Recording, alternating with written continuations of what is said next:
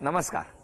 Home minister co-powered by Newpont Starlight, Bisk Farm आणि Gold Winner refined cooking oil च्या आजच्या भागात मी आदेश बांदेकर आपणा सगळ्यांचं मनापासून स्वागत करतो. कस्तुरी व्हॅली सेक्टर 9 ऐरोली या ठिकाणी आलेले आहोत. ममता पंकज भोसले या वहिनींना आज आपण भेटणार आहोत. प्रचंड पावसात सुद्धा आपण बघितलं एकीकडनं ढगांचा आवाज, दुसरीकडे मुलांचा ओरडण्याचा आवाज, अशा असंख्य आवाजांमध्ये आता आपण जाऊन भेटणार आहोत भोसले कुटुंबाला. चला.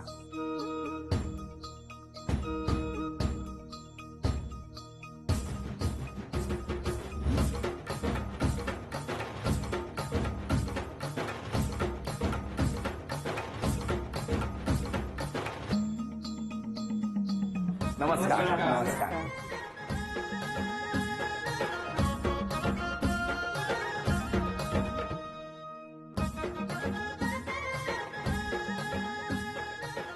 या उखाणा. छत्रपती शिवाजी महाराज आणि त्यांच्या इतिहासाचा ज्यांना आहे ध्यास, पंकजरावांचं नाव घेते होम मिनिस्टरसाठी खास. अरे वा, त्या ओळख करून आता. हे माझे मिस्टर पंकज नमस्कार. भोसले, आमच्या आई, नमस्कार. माझी आई, नमस्कार. माझा भाऊ, दीर, जाऊबाई, माझी मुलगी, तिच्या मैत्रिणी, माझा मुलगा, माझी पुतणी आणि हे सगळं आमचा परिवार. नमस्कार.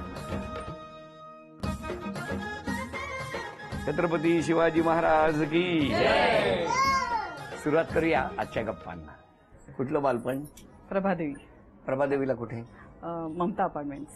आपलं बालपण कुठलं? कळवा. कळवा. इथे. बरं. घरी कोण कोण तुमच्या? घरी आई, आम्ही दोघं आणि 2 मुलं. नाही, आता नाही, लहानपणी. लहानपणी वडील सगळेच म्हणजे एकत्रित कुटुंब होतं. काय करायचे आई बाबा? आई गृहिणी होती आणि वडील टेक्निशियन होते ऑटोमॅटिक इलेक्ट्रिकमध्ये. तुमच्या घरी? आमच्याकडे मोठी फॅमिली होती. काका, काकी, 3 काका, आई वडील आणि भावंड, सगळे असं एकत्र कुटुंब होतं. एकदम मस्त, मजेत. हो. शाळा कुठली? शाळा प्रभादेवी स्कूल. बरं. आता आपण काय करता? मी वसंत विहार हायस्कूल ठाण्यामध्ये ॲज अ स्पेशल एज्युकेटर, विशेष शिक्षिका म्हणून काम करते. वेगळं आव्हानच आहे ना? हो. हो ना. किती विद्यार्थी आहेत? तसं म्हणजे 1 to 1 असतं आणि काही काही क्लासेस आहेत, प्रोजेक्ट्स आहेत. तर आता मी ऑटिझममध्ये डिग्री घेतली आहे. बरं. जी साऊथ ईस्ट एशियामध्ये फर्स्ट टाइम म्हणजे 4 जणींनी घेतली, त्यातली मी एक आहे. कोण कोण आहेत? 4 जणी. एक डॉक्टर तनुजा प्रेम म्हणून आहे, एक मी, एक शमिता अंचन म्हणून आहे आणि एक रेश्मा म्हणून आहे. कसं गेलं बालपण? मजेत, छान. शाळा आवडायची? हो हो. काय आवडायचं शाळेतलं? शाळेमध्ये मैत्रिणी, मधली सुट्टी खूप आवडायची. मला वाटलं कुठला तरी विषय सांगते. मधली सुट्टी आवडायची? हो. का हो? मज्जा करायला मिळायची ना, हा. म्हणून. तर मजा करायला आवडायची हो, तुम्हाला? हो. आणि शाळेत जायला आवडायचं का? हो, अगदी. रोज उत्साह असायचा? एकदम. असं कधी व्हायचं का की शाळेत जायचा कंटाळा आलाय नाही, वगैरे? कधीच नाही. कधीच नाही. कधीच नाही. तुमच्या बाबतीत कसं हो? नाही, नक्की तेवढंच. म्हणजे शाळेत एक्स्ट्रा करिक्युलर ऍक्टिव्हिटीज ज्या असायच्या त्याच्यामध्ये आम्ही सक्रिय असतात. म्हणजे कुठलंही नाटक बसवायचं असेल किंवा काय करायचं असेल त्याच्यासाठी तर पुढेच असायचो आणि अभ्यासात तेवढंच असायचं. आता ओळख कुठे झाली तुमची दोघांची? आमचं अरेंज मॅरेज आहे. मी म्हटलंच नाही. नाही, काही जणांना अशी शंका आहे म्हणून का सेट केल्यासारखं म्हणजे अजूनही काही जण वाटतं की हे सेट केलेलं नाही. नाही, आता मी ऐकल्यावर मी माझं मत ठरवीन आणि मी खात्रीने सांगतोय सेट केलेलंच असणार. काय झालं, कसं काय? माझ्या आत्तेची मुलगी आणि ह्यांच्या मामांची मुलगी, म्हणजे त्यांनी त्या भावंडांनीच ठरवलं होतं की दादाचं आणि ताईचं लग्न लावायचं. आणि मग ते एवढं वियर्ड की दादा आणि ताईचं लग्न असं. पण ऍक्च्युली आम्ही दोघांनी एकमेकांना कधीच पाहिलं नव्हतं. कधीच नाही. म्हणजे लग्नांमध्ये होतो आम्ही, पण असं एकमेकांना कधी पाहिलं नव्हतं. नातेवाईकांमध्ये लग्न एकत्र अटेंड केलेली आहे खूप सारी लग्न.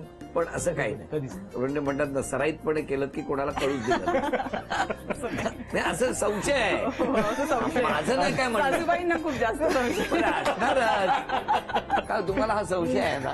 हो, आहे. आहे ना? कशामुळे तुम्हाला संशय आहे? संशय आहे म्हणजे काय, ते माझी जी भाची आहे ना, तर मी म्हटलं यांचा अगोदर तू कधी भेट घ्यायला दिली होतीस का? ती म्हणाली नाही, तसं काय नाहीये, करायचं असलं तर ही मुलगी छान आहे. तर म्हटलं चला करूया. मस्तच आहे प्रश्न. आणि जेव्हा मुलाला सांगितलं तेव्हा काय प्रतिक्रिया होती? काही नाही, तर तो म्हणाला ठीक आहे, छान. बरं आहे सगळं. म्हणून माझ्या तुम्हाला माझ्या मर्जीप्रमाणे त्याने मग मला हा तुला बरं चालतं ना, चालेल. चालेल. पण म्हणजे तुम्हाला अजूनही वाटतंय की हे आधी भेटलेले?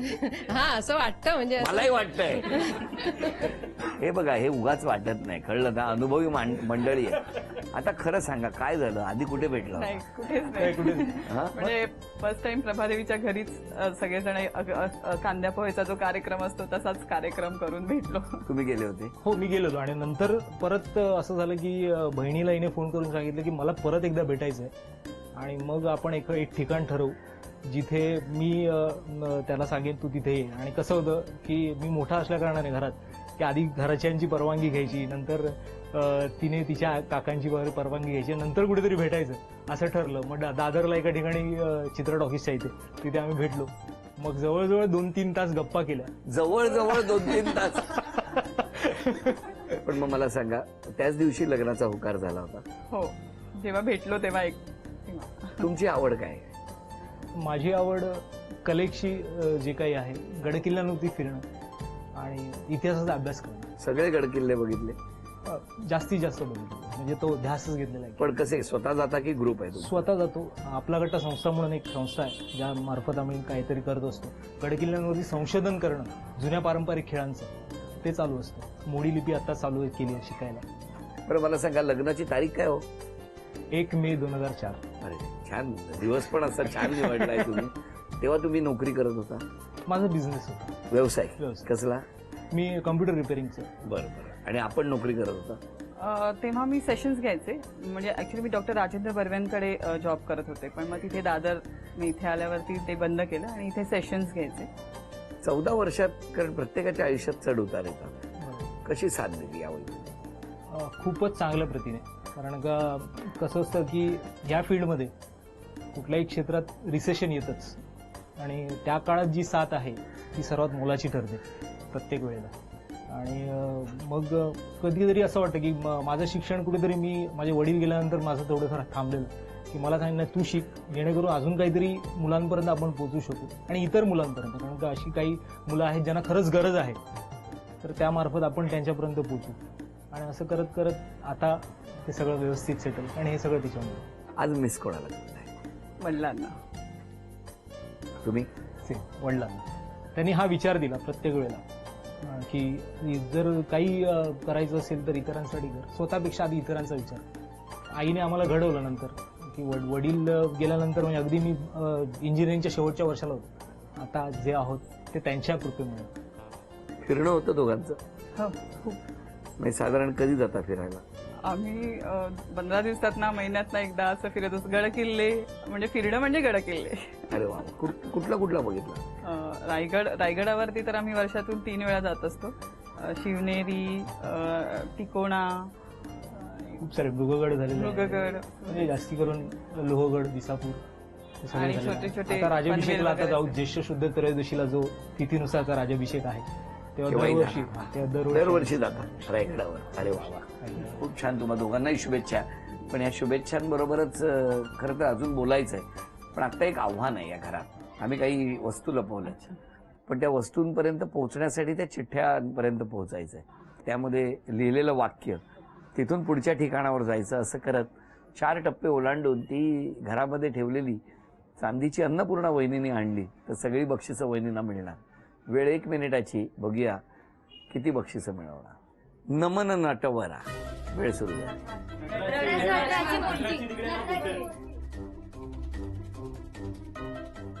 स्वराज्य निशाण. स्वराज्य निशाण द्या द्या.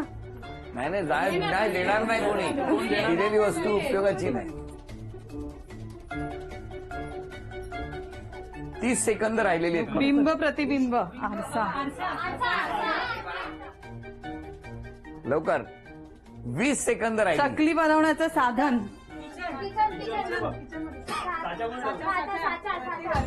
10, 9, 8. या.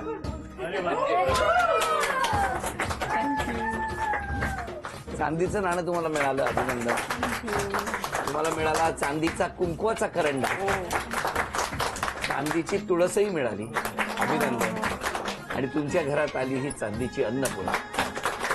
माझी सासू म्हणजे पण अन्नपूर्णाच आहे. हो, ते त्यांच्या चेहऱ्यावरच लिहिलं आणि वहिनीला मिळत आहे gold winner refined cooking oil with विटा D3 यांच्याकडून ही भेटवस्तू. सासूबाईंकडे द्या परत एकदा जरा. सवाल मोठी असून सगळी जबाबदारी तिच्यावर असली तरी सगळं सांभाळून घेते. आमच्या कुटुंब जेवढा आता दीर वगैरे कोणी घरी माझ्या पाहुणे आले माझे दीर आले तरी सगळ्यांना सांभाळून घेते. हो, अगदी नाही, छान चांगली आहे. स्वभाव एकदम. दिराचं काय म्हणणं आहे? नाही म्हणजे वहिनी बाबतीत बोलायचं झालं तर बऱ्याच गोष्टी आहेत ज्या मी तिच्यावर डिस्कस करतो आणि त्याच्यामध्ये ती ऑफकोर्स मला दरवेळी साथ देते आणि तशी ती देत आली आहे आणि आहे म्हणजे खूप छान आहे. आपण जाऊ. जाऊ बाई. बापरे, बोला बोला. आम्ही दोघी जणी जावा असला तरी आम्ही कधी जावांसारखं वागतच नाही. मैत्रिणी म्हणून खूप छान आहे आणि मोठ्या बहिणीसारखीच आहे ती मला. बरं बरं, एकत्र जाता कुठे जायचं असेल तर? हो सगळीकडे. का तुम्ही आमचं- म्हणता तुम्ही जावा मग मी जाते नाही नाही असं काय नाही ना? नाही. आपण आई, मग बोला ना आई जावयाबद्दल काय जावई म्हणजे चांगले आहेत, काय चांगलं म्हणजे काय आहे? काय चांगलं स्वभावाने पण चांगले आहेत. मग कसं वाईट काय सांगणार का? काय नाही. नाही आणि मुलगी पण चांगली, मुलगी चांगली आहे, स्वभावाने पण चांगली आणि सगळ्यांना सांभाळून घेते. माया घरी माहेरी सगळ्या सगळ्यांना सांभाळून घेते म्हणजे बाकीच्यांचा प्रॉब्लेम आहे. सगळ्यांना सांभाळून घेते म्हणजे काय? म्हणजे असं वाटेल ना की बाबा यांना सगळ्यांना सांभाळायला लागतं म्हणजे प्रॉब्लेम सगळ्यांचा आहे. माझी मुलगी चांगली, बाकीचे सांभाळा. बरं ठीक आहे. आता या सगळ्यांनी ना तुमच्याबद्दल काही आरोप केले, बापरे. हे माहिती आहेत का तुम्हाला? नाही की आरोप हो काय म्हणजे नाही. सांगितलेच वाटतं नाही, काय आहे? नाही नाही. नाही. बघूया आजचा सुविचार कुठला? इतिहास घोकण्यापेक्षा इतिहास घडवणे चांगलं. आता आरोप बघूया कुठले केलेत. कामं मात्र हळूहळू करता घरातली. हा? आणि दुसरा आरोप इकडे बघूया. थांबा, नाही ते एकाच वर नको, रिपीट आहे का बघतो. किती मस्त आरोप आहे हा. हा आरोप असा आहे, झोपायला खूप आवडतं. बरं, आधी मला मिस्टरांना विचारायचे, आतापर्यंत हे 2 आरोप झाले ते तुम्हाला मान्य आहेत का? हा, झोपायला खूप आवडतंय. आणि कामं हळूहळू करते, बरोबर आहे. बरोबर आहे. म्हणजे दोन्ही मान्य आहेत ना? मान्य मान्य. तिसरा आरोप बघूया काय येतोय. कुठलीही कामं करताना तुम्ही स्वतःला झोकून देता वगैरे. तुम्ही बसल्या बसल्या झोपता. हे बरोबर आहे. हे बरोबर आहे. गाडीमध्ये म्हणून आम्ही उभ्याने कार्यक्रम घेतला, डोळा लागू नये म्हणून हळूहळू काम करते. हा, त्याच्यानंतर तुम्हाला नुसतं फिरायला पाहिजे असे आरोप केलेले आहेत. मुद्दाम मी कुणी आरोप केले हे सांगणार नाहीये. नाही तर त्याचं काही खरं. हे सगळे आरोप तुम्हाला मान्य आहेत का? बरं बोलायचं. काही अंशी आहेत, काही अंशी नाहीत. कारण का आहे, थकायला होतं तिला आणि ती एक बाजू नका, बाजू नका. तुम्ही आता वकिलाच्या भूमिकेत नाही आहात. कळलं? तुमचं काय म्हणणं आहे? कुठली गोष्ट खटकते किंवा कुठली गोष्ट बदलायला पाहिजे? बदलायला पाहिजे म्हणजे तिचं असं होतं की प्रत्येक वेळेला स्लो म्हणजे कमी हळूहळू करणं किंवा त्या ह्याच्यामध्ये थोडंसं बुस्टिंग करून आणि अवलंबून राहणं की प्रत्येक वेळेला माझ्यावरती आणि आईवरती म्हणजे काही गोष्ट असेल तर ते आईला विचारल्याशिवाय काही होणार नाही. बरं. आणि तिचं मत आणि माझं मत घेतल्याशिवाय ती करणार नाही. पण हे कुठे कुठे आम्हाला पण नंतर त्रासदायक होतं की बाबा नाही, अरे इंडिव्हिज्युअल पण काहीतरी डिसिजन प्रत्येकाने घ्या. साडी कुठली नेसू? साडी कुठली नेसण्यापासून थांबा, त्यांना बोलू द्या. बोलतायत. नाही, अगदी आईला म्हणजे आज भाजी कुठली करायची आहे, मग डाळ करायची, काय आमटी करायची, मग ह्या सगळ्या गोष्टी. मूड कसा असतो साधारणतः? खूप छान मूड ऑफ होतो वगैरे? हो, होतोच होतो म्हणजे काही गोष्ट साध्य नाही झाली की लगेच आणि झोपणं तर चेंज. पटकन आहे. हो ना. झोपणं पण आहे ना. तुमच्या एक लक्षात आलं का? हसत हसत सगळे आरोप तुम्हीच मान्य केले. फक्त ते आज खुश काय, इतकी वर्ष जे बोलू शकत नव्हते ते या खेळामुळे समोर आलेलं आहे. हो ना. त्यांनी ना एक सुखाचा छान मंत्र शोधलाय. कुठलीही गोष्ट विचारली की फक्त छान हसायचं, सगळं त्याच्यात असतं. बरं, हे आरोप सगळ्यांनी केले, तुमचं काय म्हणणं आहे या आरोपांना? माझं म्हणणं असं आहे की माझे खूप असे पेशन्स असतात म्हणजे मी काम करते त्याच्यामध्ये आणि माझे वर्किंग आवर्स पण खूप जास्त आहेत आणि मग घरी म्हणजे तसं घरचं सगळं करून आणि झोपण्याचा टाइम ऍक्च्युली खूप कमी मिळतो मला रात्री मुलांचा अभ्यास सकाळी पुन्हा उठून, त्यामुळे थोडा दिवसभर आणि वारा लागल्यावरती मला खूप छान झोप येते. आणि झोपणारा कुठेही झोपणारा माणूस सुखीच ना नेहमी. म्हणून हे पडदे बंद ठेवले. आम्ही घामाघूम झालो तरी चालेल. हा, आणि हळूहळू काम करते म्हणजे मला व्यवस्थित काम करायला आवडतं, म्हणून डिनर करायचं असेल की या लंचला सुरुवात करू. तर मला सांगा की आता आजपासून स्वतःमध्ये बदल करायचे असतील तर हे सगळे बदल होणार, हो प्रयत्न करते. प्रयत्न होईल. नक्कीच. चला, खूप छान. तुम्हाला शुभेच्छा. या शुभेच्छांबरोबरच पुढचं आव्हान आहे. ते आव्हान पहिलं कोण स्वीकारणार? चित्र काढायचंय. तुम्ही? हो. या 3 पैकी कुठलं?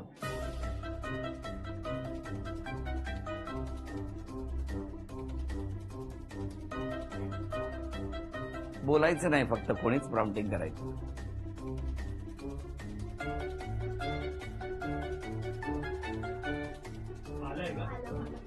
आलंय का? मला आले आले विचारू. तुम्ही आलाय का असं विचारू नका. मी आलोय. आलं. त्यांना बक्षीस द्या. पहिलं 500 रुपयाचं तुमच्याच असते. वा, थँक्यू. आता तुम्ही या इकडे.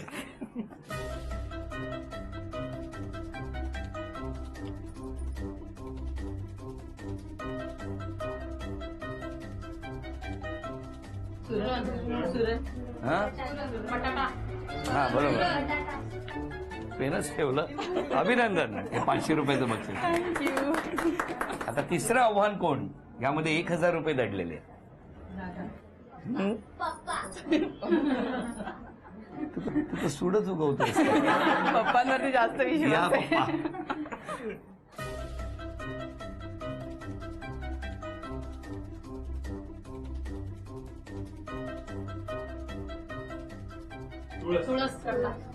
काय गंमत आहे बघा. यांनी काढली तुळस आणि वहिनीनं आहे आळस. काय कॉम्बिनेशन आहे ना.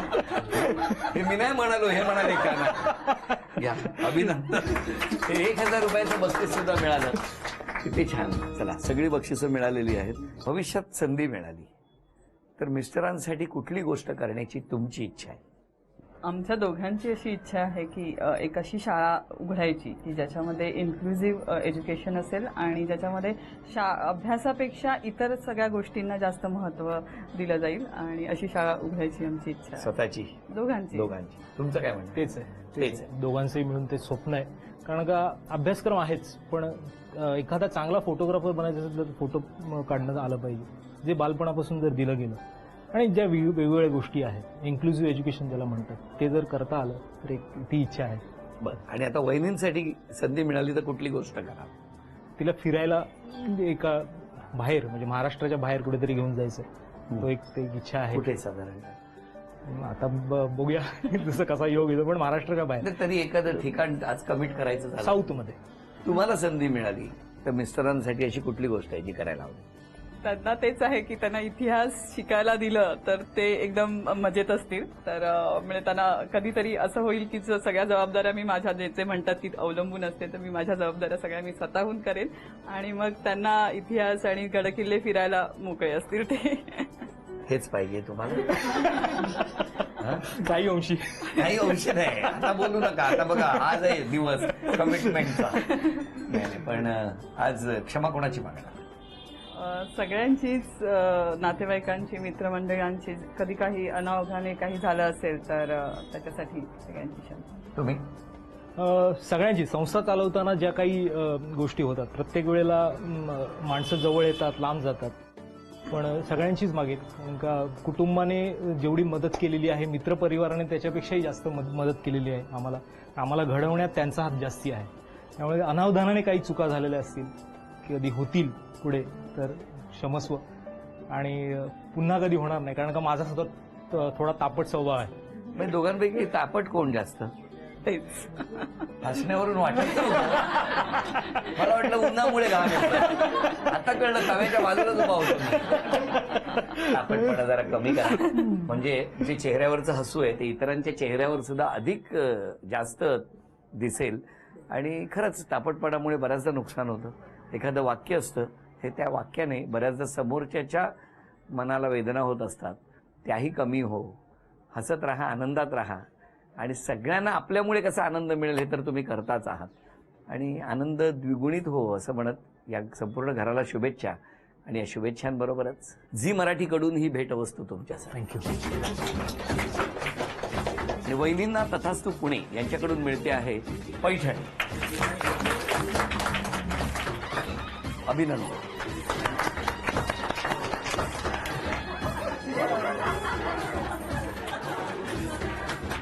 आजचा भाग संपतो आहे. पुन्हा भेटूया अशीच एक पैठणी घेऊन होम मिनिस्टरच्याच पुढच्या भागात. नमस्कार.